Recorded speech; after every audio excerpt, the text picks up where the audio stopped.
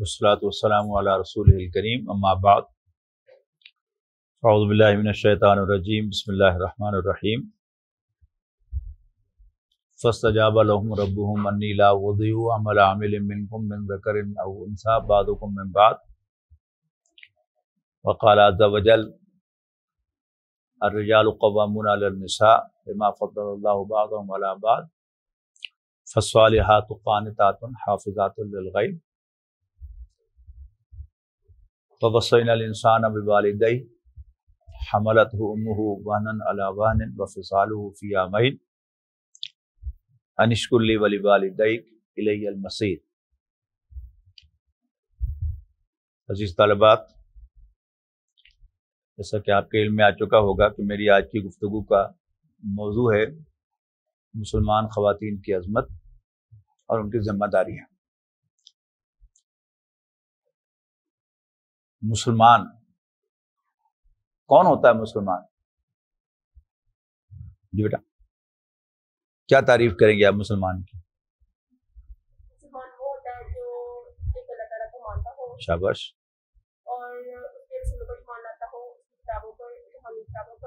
شاباش، یہ تو ساری تفصیل ہے نا، موٹی باتیں دو ہیں، لا الہ الا اللہ محمد رسول اللہ۔ جو شخص یہ کلمہ پڑھ لیتا ہے یا جو خاتون یہ کلمہ پڑھ لیتی ہے وہ مسلمان ہو جاتی ہے، ٹھیک ہے نا۔ اس میں مزید اگر مختصر کرنا ہو تو جو بھی حضرت محمد مصطفیٰ صلی اللہ علیہ وسلم پر ایمان لے آتی ہے اور تسلیم کر لیتی ہے کہ وہ اللہ کے آخری رسول ہیں اور ان کی لائی ہوئی ہدایت آخری ہدایت ہے، اس سے آگے کوئی ہدایت نہیں ہے، تو وہ مسلمان ہو جاتا ہے شخص یا مسلمان ہو جاتی ہے، ٹھیک ہے۔ تو لا الہ الا اللہ اس میں خود بخود آ جاتا ہے، اس لیے کہ حضور صلی اللہ علیہ وسلم کی ہر بات کو، لائی ہوئی ہر بات کو ماننے کا نام مسلمان ہونا ہے۔ تو جو نبی اکرم صلی اللہ علیہ وسلم جو باتیں لے کے آئے ان میں سر فہرست کیا ہے؟ لا الہ الا اللہ۔ اگلی بات ہے کہ خواتین کون ہیں؟ مسلمان ہیں، انسان ہیں، جیسے مرد انسان ہے ویسے ہی عورت بھی انسان ہے۔ لیکن آپ لوگ بھی سائنس کے اسٹوڈنٹ ہیں سب یا کامرس کے ہیں؟ تو میٹرک میں تو سائنس پڑھی ہوگی کچھ نہ کچھ، ٹھیک ہے نا۔ سیل پڑھا تھا، سیل کیا چیز ہوتی ہے وہ بھی پڑھا ہے، کروموسومز پڑھے ہیں کیا چیز ہوتی ہے، کہ جتنے بھی لیونگ بینگز ہیں، خواہ وہ پودے ہوں یا حیوانات ہوں، ان کی جسم سیل سے بنتے ہیں، یہ معلوم ہے آپ کو؟ اچھا جی، سیل میں کیا ہوتا ہے؟ ایک سیل وال ہوتی ہے، اس کے اندر پروٹوپلازم ہوتا ہے، اس کے اندر نیوکلیس ہوتا ہے، اور نیوکلیس میں خاص چیز کیا ہوتی ہے؟ کروموسومز۔ کروموسومز کو اگر میں آج کی آپ کی انڈرسٹینڈنگ کے قریب اگر نام دوں تو کیا ہے؟ سیل کا سافٹ ویئر جو ہے وہ کروموسوم ہے۔ یہی پڑھا نا آپ نے کہ سیل فنکشن سارا کا سارا جو ہے وہ کروموسومز کے اندر جو ہے وہ پرنٹڈ ہوتا ہے اور اسی کے مطابق جو سیل فنکشن کرتا ہے۔ جب ہم کروموسومز کے نقطہ نگاہ سے مرد اور عورت کو دیکھتے ہیں تو مرد اور عورت کے ہر سیل میں ایک کروموسوم کا فرق ہے۔ عورت کے تمام کروموسوم ہر سیل میں ایکس ایکس ہوتے ہیں، اور مرد کے جو ہر سیل میں ایک کروموسوم وائی ہوتا ہے، ٹھیک ہے نا، ایکس وائی۔ تو 46 کروموسوم ہوتے ہیں انسان کے سیل میں، انسان کے سیل میں 46 کروموسوم ہوتے ہیں 43 پیئرز کی شکل میں۔ ان میں سے 22 پیئرز جو ہوتے ہیں وہ آئیڈینٹیکل ہوتے ہیں، x x x x x x, لیکن ایک پیئر جو ہے 23واں پیئر وہ ڈفرینٹ ہوتا ہے۔ عورت کا وہ پیئر بھی ایکس ایکس ہوتا ہے، مرد کا وہ 23واں پیئر جو ہے وہ ایکس وائی ہوتا ہے۔ یاد ہے نا آپ کو؟ اتنا پڑا ہوا تھا، ٹھیک ہے نا۔ اچھا، اب ہر سیل میں کتنا فرق ہو گیا؟ 1/46 کا فرق ہے مرد اور عورت کے درمیان۔ اور سیل کتنے ہیں اندازہ کچھ؟ انسان کے جسم میں کتنے سیل ہیں؟ اپ ٹو 50 ٹریلینز، ملینز نہیں، بلینز نہیں، ٹریلینز۔ اب اگر آپ کے پاس کیلکولیٹر ہو تو آپ ذرا کیلکولیٹ کر کے دیکھیں فرق کتنا ہے، یعنی 50 ٹریلینز کو آپ ملٹیپلائی کریں 1/46 کے تو کتنا فرق ہو جائے گا؟ اتنا فرق ہے مرد اور عورت کے درمیان۔ اچھا، اب اللہ تعالیٰ نے مرد اور عورت کو ڈفرینٹ بنایا ہے، لہذا ان کی نیچر بھی مختلف ہے، ان کی ساخت بھی مختلف ہے، ان کی کیمسٹری بھی مختلف ہے، ان کی سائیکالوجی بھی مختلف ہے، ان کا بیہیویئر بھی مختلف ہے، ٹھیک ہے نہیں، اور ان کے ہارمونز مختلف ہیں، یعنی سب کچھ مختلف ہے۔ اس بات کو ذہن میں رکھیں گے تو آپ کے لیے یہ ٹاپک سمجھنا بڑا آسان ہوگا، ورنہ یہ کنفیوژن رہتا ہے کہ مرد اور عورت میں کیا فرق ہے، مرد اور عورت ایکول ہیں کہ نہیں ہے۔ جب وہ ایک جیسے ہی نہیں ہے تو ایکول ان ایکول کا کیا سوال ہے؟ یعنی ایکول یا ان ایکول کا فرق کا جو ہوتا ہے معاملہ، یہ سملر چیزوں میں ہوتا ہے نا، یعنی گندم اور چنے، ان میں یہ کوشچن پوچھنا ہی نان سینس ہے کہ آر دے ایکول اور ناٹ، وہ دو مختلف چیزیں ہیں۔ ایسے ہی ود ان ہیومن بینگ، دونوں ہیومن بینگز ہیں، اللہ تعالیٰ دونوں کے اعمال کو قبول کرتا ہے۔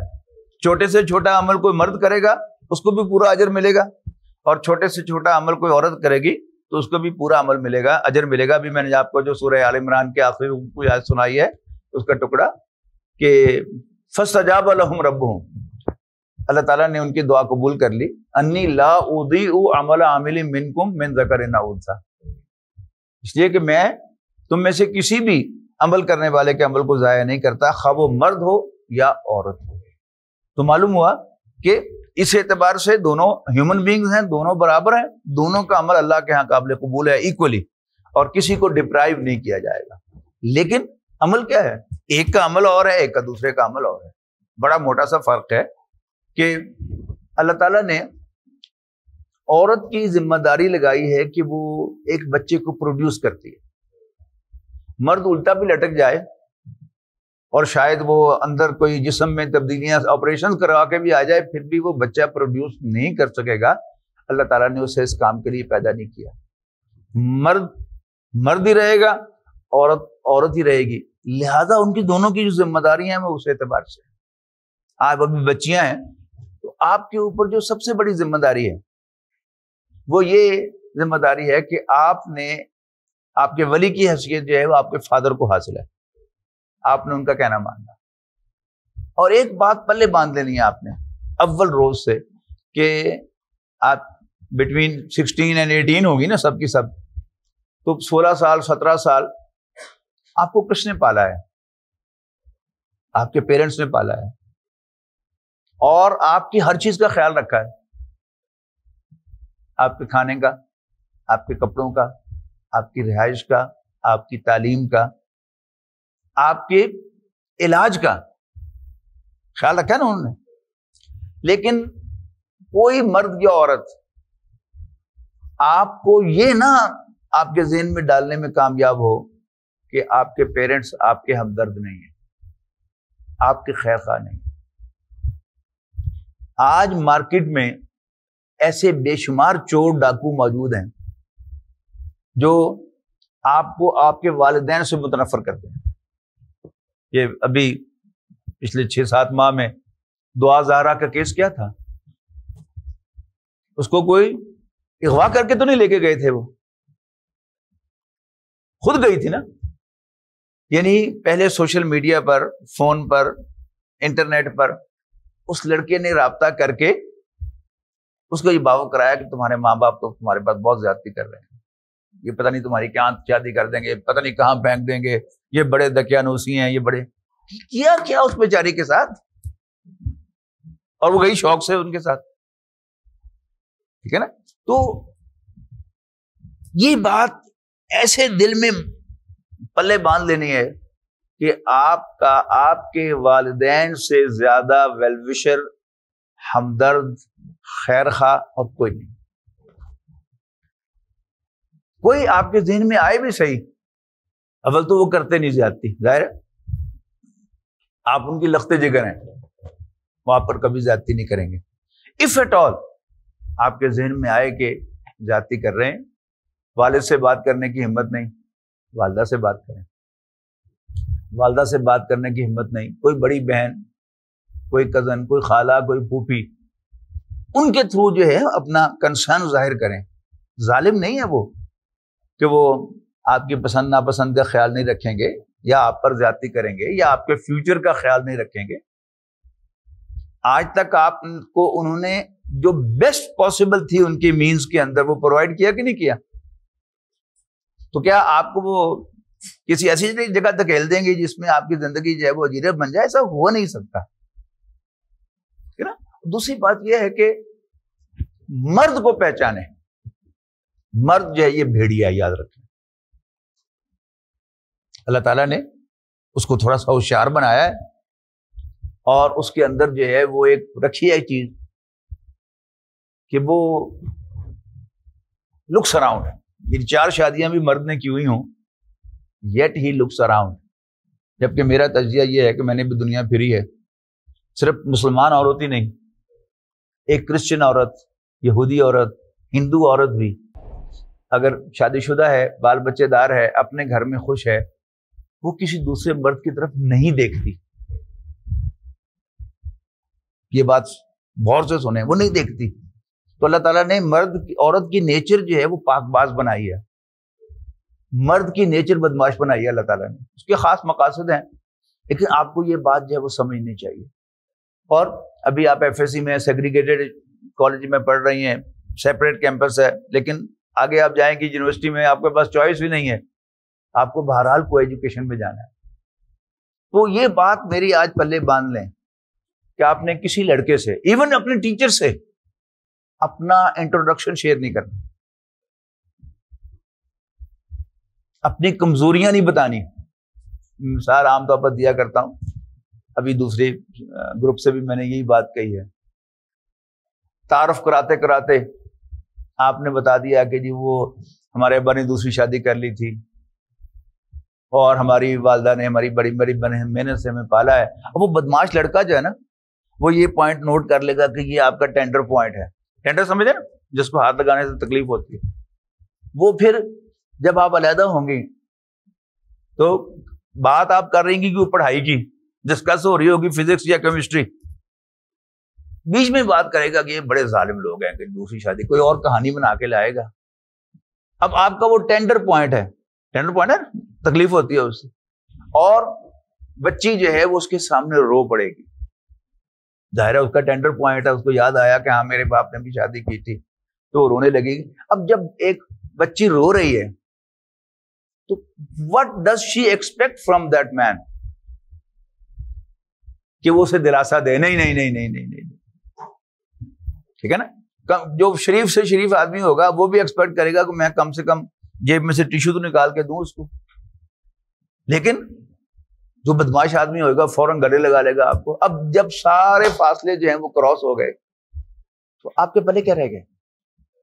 لہذا nip the evil in the bud، یعنی آپ نے کسی غیر مرد کو، جس سے مراد جوان لڑکا بھی غیر مردی ہے بنیادی طور پر، آپ نے اس سے اپنا انٹروڈکشن شیئر نہیں کرنا، آپ نے اس کو اسمائل پاس نہیں کرنی، ٹھیک ہے نا. آپ نے اس کے ساتھ فریلی نہیں بولنا. He wants to enjoy from you. لیکن مرد کی خواہش کیا ہے؟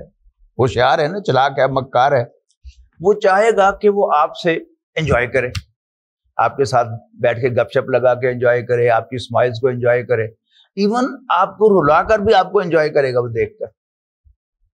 یعنی آپ کو کبھی چھیڑے گا، رلائے گا، انجوائے کرے گا کہ وہ رو رہی تھی، پھر کبھی آپ کو ہنسائے گا، پھر وہ انجوائے کرے گا رو رہی تھی.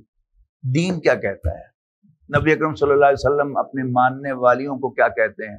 جب تک کوئی مرد 2 گواہوں کی موجودگی میں تمہارے روٹی، کپڑا، مکان، عزت و آبرو کی حفاظت کا ذمہ نہ لے لے اور تمہیں اپنے وراثت میں شریک نہ کر لے، اس کو اسمائل بھی پاس نہ کرے. یہ ہے پورے دین کی تعلیمات کا خلاصہ. یہ پردہ کرنا، حجاب کرنا، نقاب کرنا، اس کا مقصد کیا ہے؟ کہ اس بدماش کو اسمائل بھی پاس کرنی، چہرہ بھی نہیں دکھانا ہے اس کو، ہاتھ بھی نہیں دکھانا ہے اس کو. کیوں؟ وہ تو چاہتا ہے کہ انجوائے کرے. جس کو بہت پسند آ جائے، آپ آئے اپنے پیرنٹس کو لے کے، پہلے نکاح کرے پھر انجوائے کریں آپ سے. تو اگر ہم اپنے نبی صلی اللہ علیہ وسلم کی بات مانیں گے تو ہمارے لیے کوئی خطرہ نہیں ہے. We are all the way safe. تو یہی دین کی تعلیمات کا خلاصہ ہے. تو کسی لڑکے سے، کسی کلاس فیلو سے نہ اسمائل پاس کرنی ہے، نہ اس کے ساتھ جو ہے وہ کو فرینکلی بات کرنی ہے، نہ اس کے سامنے ایکسپوز ہونے کی کوشش کرتی ہے. بڑا افسوس ہوتا ہے، یعنی ایسا مرد جو ہے وہ پٹو ڈالتا ہے.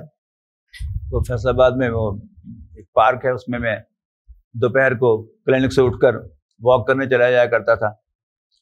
کیا دیکھا کہ لڑکے کچھ بیٹھے ہوئے ہیں اور ایک بچی آئی. اب سارے معلوم ہو رہا تھا کہ جی ساتھ والے کالج سے آئے، برقعے میں آئی. آتے ہی اس نے برقع اتارا تو مومی لگتے سمجھتے.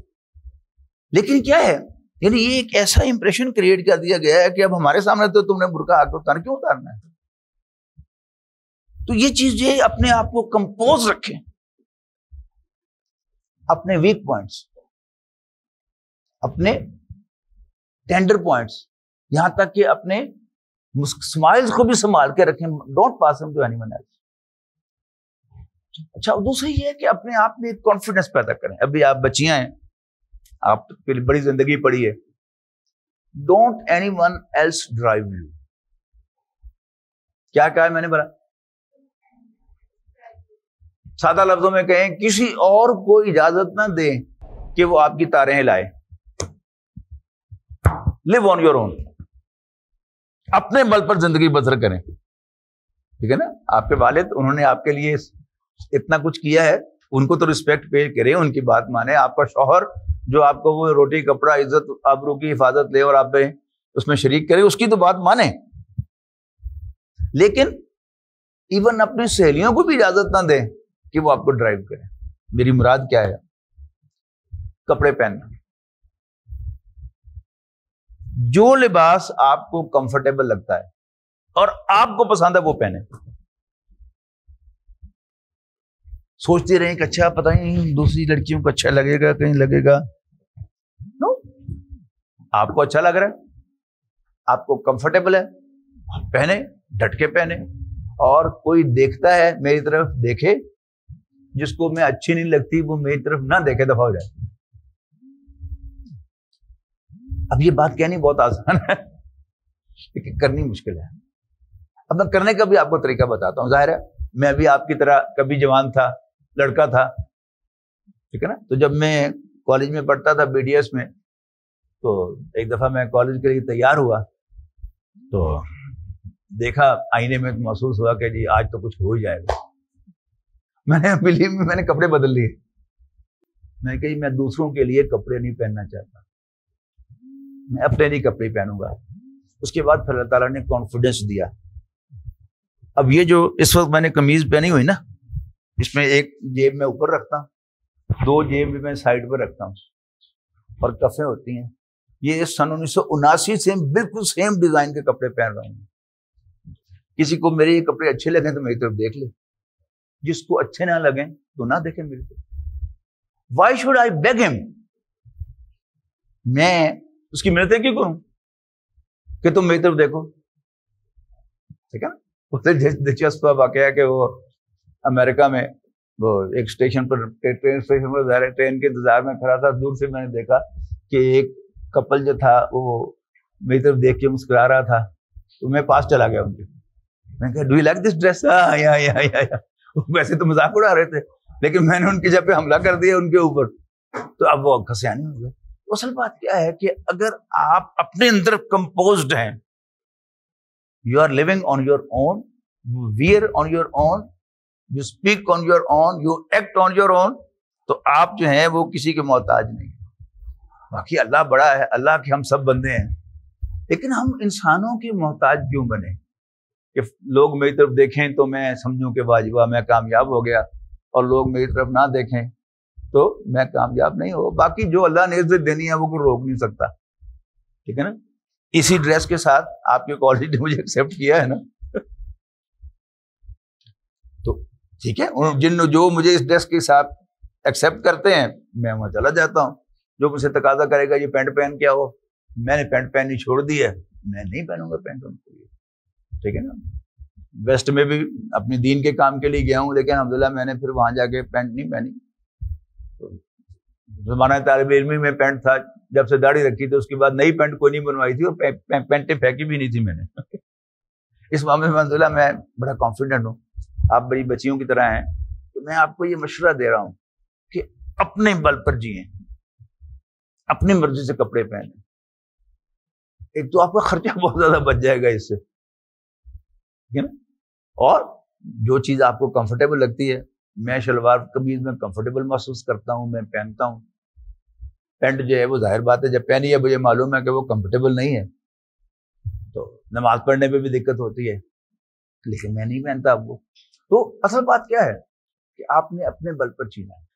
تو غیر شادی شدہ زندگی میں آپ کی ساری کی ساری جو لائلٹی ہونی چاہیے اپنے والدین کے ساتھ ہونی چاہیے، اور کسی کو آپ اجازت نہ دیں.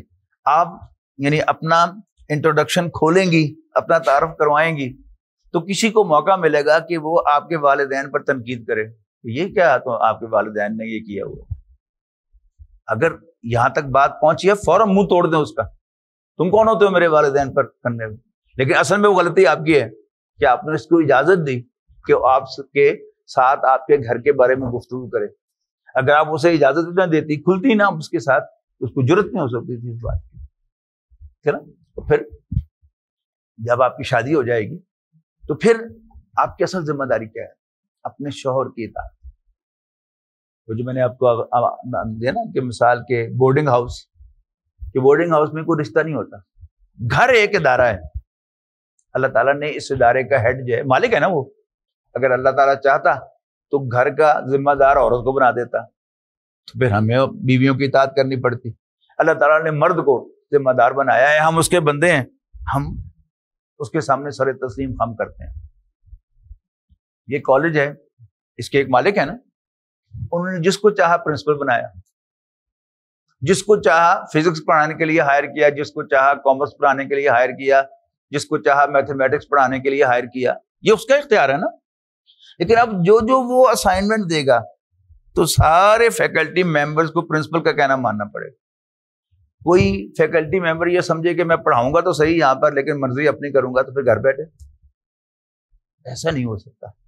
تو ڈسپلن جو ہے اس کا تقاضا یہ ہے کہ اطاعت کی جائے، اور ڈسپلن میں کوئی انسلٹ نہیں ہوتی انسان کی، ٹھیک ہے نا.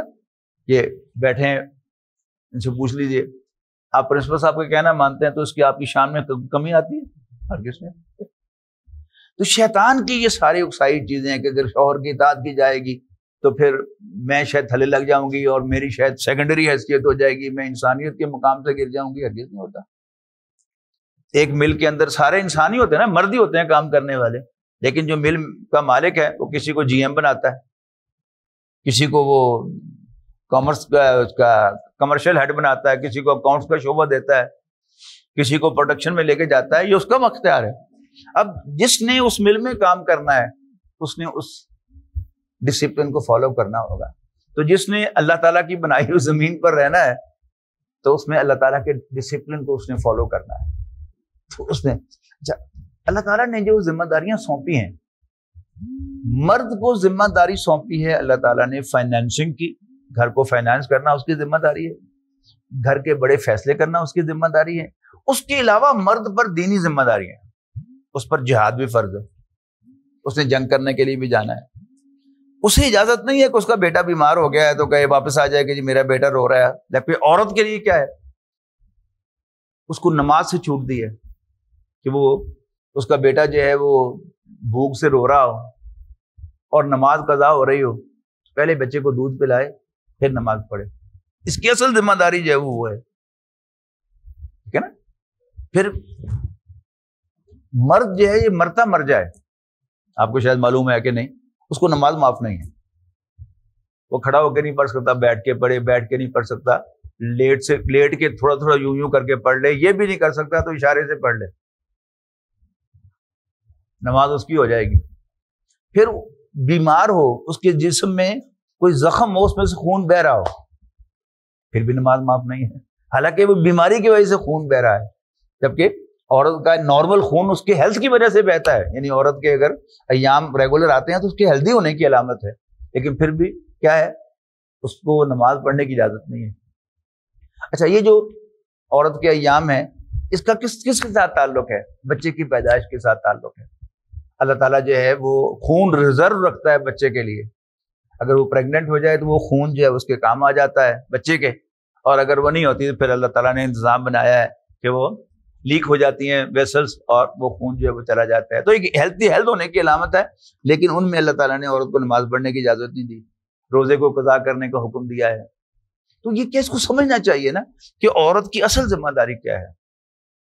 ایک بچے کو، اپنے شوہر کے بچے کو پروڈیوس کرنا اور ڈیلیور کرنا، پھر اس کی پروان چڑھانا. اور پھر اللہ تعالیٰ نے اس مقصد کے لیے عورت کو ایک ڈفرینٹ مزاج دیا ہے مرد سے. وہ مزاج کیا ہے کہ ماں جو ہے وہ بچے سے اتنا پیار کرتی ہے کہ سورۃ حج کے شروع میں کہا گیا کہ یا ایھا الناس اتقوا ربکم ان زلزلۃ الساعۃ شیء عظیم. لوگوں اپنے رب سے ڈرو، یقیناً قیامت کا زلزلہ بڑی ہاربل شے ہے. یوم ترونہ، جب تم اس کو دیکھو گے، تذہل کل مرضعۃ عما ارضعت، ہر دودھ پلانے والی اپنے بچے کو دودھ پلانا بھول جائے. یعنی نارملی جب زلزلہ آئے گا، وہ جب میں ہاؤس جاب میں تھا تو میں نے اس آیت کا حوالہ دیا تو ہماری ٹیچر تھی، انہوں نے کہا ڈاکٹر صاحب تم بالکل ٹھیک کیا ہے. انہوں نے کہا کہ جب زلزلہ آیا ایک دم میری چارپائی ہلی، میں اٹھی، کیا دیکھا کہ میرے شوہر جو ہیں وہ چارپائی کے نیچے اتر کے کلمہ پڑھ رہے ہیں. کہتے ہیں میں اٹھی، بعد میں پہلے میرا ہاتھ بچی پر گیا. یہ اللہ تعالیٰ نے یعنی ممتا جو رکھی ہے اس کا کوئی میچ نہیں ہے.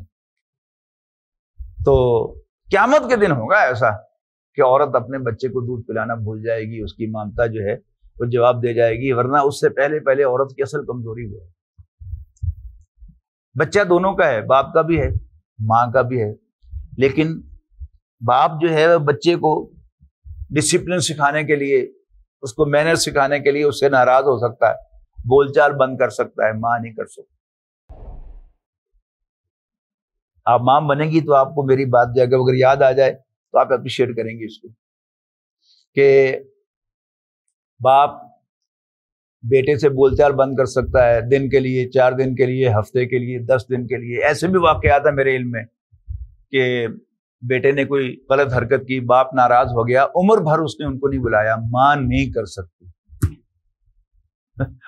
ماں بچے کو ڈانٹتی بعد میں اور رو پہلے خود بھی پڑتی اور مار رہی ہے اس کو، 2 ساتھ رو بھی رہی ہوتی ہے. یہ کیا ہے؟ اللہ تعالیٰ نے بچے کو پالنے کے لیے ماں کے اندر یہ ممتا رکھی ہے. ہم مردوں کو بچے پالنے پڑ جائیں نا، ہم تو مار مار کے ان کا حلیہ بگاڑ دیں. لیکن اب یہی چیز جو ہے پھر آپ کو پریشان بھی کرے گی، وہ بھی آپ کو بتا دوں ان ایڈوانس کہ میرے والد صاحب کے دوست دونوں بہرحال مرحوم ہو گئے، اللہ ان کی مغفرت کرے. تو وہ کہتے تھے کہ جی عورت بڑے شوق سے بہو لے کے آتی ہے، پھر اسی سے جیلس ہو جاتی ہے کہ اس نے میرا بچہ مجھ سے چھین لیا. مانتا ہے نا، یعنی وہ جو اس کی پوزیسونیس ہے اپنے بیٹے کے لیے، وہی بہو کو بھی پریشان کرتی ہے، پھر بیٹے کو بھی پریشان کرتی ہے کہ وہ دیکھ نہیں سکتی کہ میرے بیٹے کو کوئی اور عورت بھی اون کرے. اب ظاہر ہے بیوی نے اون کرنا ہی کرنا ہے، ٹھیک ہے نا. وہ ہنستے مسکراتے گھر داخل ہوں گے، آنکھوں میں باتیں کریں گے، باپ بڑا خوش ہوگا کہ میرے بیٹے کا گھر آباد ہو گیا. لیکن ماں وہ پریشان ہو جائے گی. یہ کیا ہے؟ اللہ تعالیٰ نے نیچر بنائی ہے. اگر آپ کل کو بہو بنے گی، پھر اللہ آپ کو زندگی دے گا تو آپ کو ساس بھی بنے گی آپ. تو بس یہ یاد رکھیں کہ یہ ہماری کمزوری ہے، عورت کی کمزوری ہے.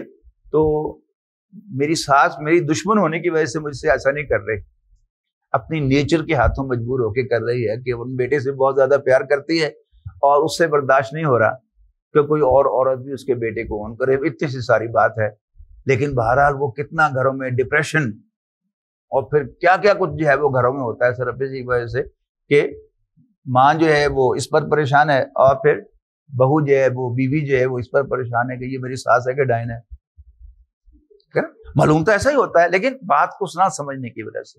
تو آپ بہو ہوں، انشاءاللہ کل کو بہو بنیں گی آپ، تو بھی آپ ذہن میں رکھیں کہ ماں کو ہوا کچھ نہیں ہے. میرے بیٹے کی ماں کو وہ صرف میرے شوہر سے بہت زیادہ پیار کرتی ہے اور وہ محسوس کرتی ہے کہ میں اس کے اور اس کے بیٹے کے درمیان حائل ہو گئی ہوں.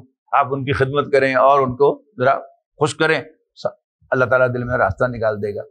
وہ ایک ای میل ہی آئی تھی ایک سوشل میڈیا پر ہی کہ مدرس ڈے پر کہ ایک چائنا کو واقعہ تھا کہ ایک لڑکی اپنے دوست کے والد کے پاس جو حکیم تھے گئی، انہوں نے کہا کہ جی میری ساس مجھے بہت تنگ کرتی ہے تو مجھے تو کوئی زہر بنا دے میں اس کو کھلا دوں۔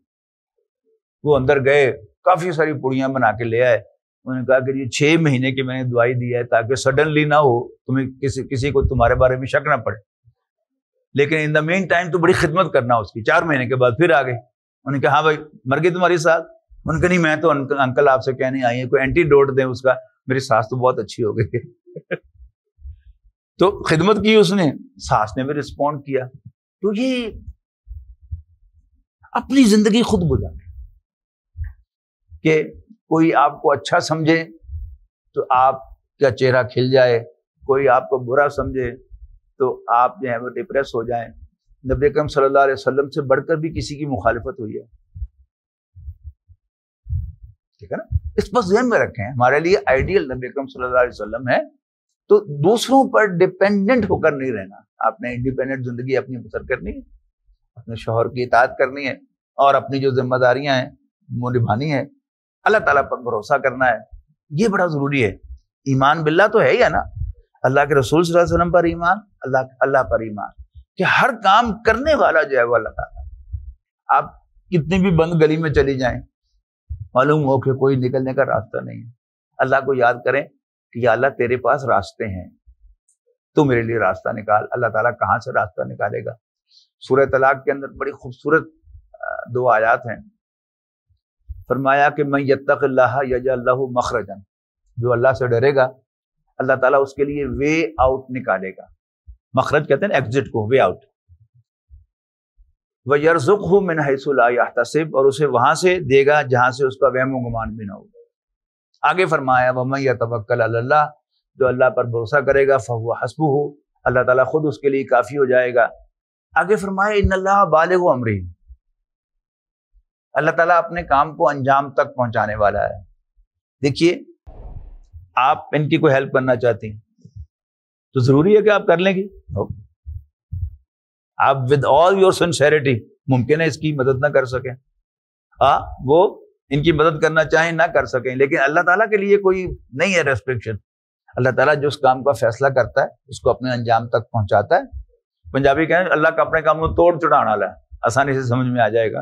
اور آخری بات فرمائی قد جعل اللہ لکل شیء قدرا، کوئی حادثہ اس دنیا میں پیش نہیں آتا، یہ سب اللہ تعالیٰ کے ہاں لکھا ہوا ہے، اللہ تعالیٰ کی پلاننگ سے ہوا ہے، اللہ تعالیٰ کے فیصلے سے ہوا ہے، اس پر اللہ تعالیٰ کا شکر ادا کرنا۔ شکر ہوتا ہے نا، شکر کیا ہوتا ہے؟ کسی کا احسان ماننا، شکر ادا کرنا۔ لیکن شکر ادا کرنے کا بھی اگر آپ نے مزہ لینا ہو، یہ ایک نئی سی بات آپ سے کہہ رہا ہوں میں، شاید آپ کی سمجھ میں آ جائے، اگر آپ نے شکر کا مزہ لینا ہو تو ایسے ایونٹس پر اللہ کا شکر ادا کریں جو آپ کو اچھے نہ لگیں، صرف یہ جان کر کہ نہیں اللہ نے کیا ہے۔